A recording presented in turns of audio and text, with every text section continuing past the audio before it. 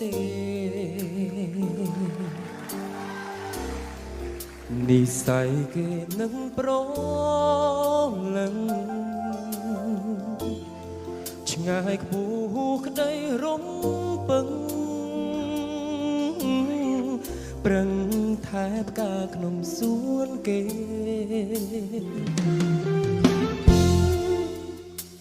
ត្រឹមជាមិត្តភក្តិលួចជុំពាក់ស្នេហ៍មាមេអាចថែអូនពេលគ្មានគេអូក៏គិតថាក្រុមក្រនហើយបងស្រ័យប្រាប់វេហាពេលតាថែទួនត្រានត្រើវាយោសុខសាន្តអើយជួយបងទៅរូបមក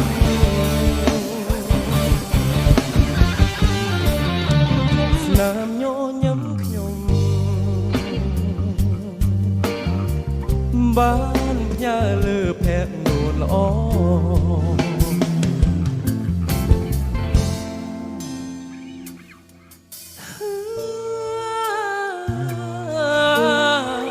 ជួយថែទួនត្រានត្រើអោវាយោសងសានអើយជួយបោកបងទៅរូបមុំ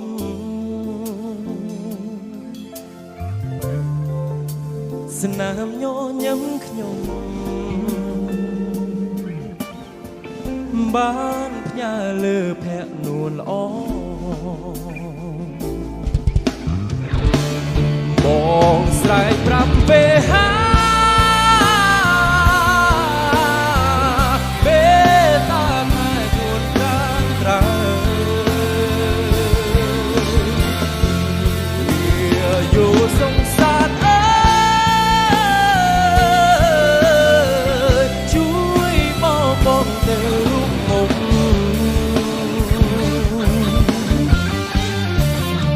ស្នាមញញឹមខ្ញុំបានផ្ញើលើភ័ក្រនួនល្អ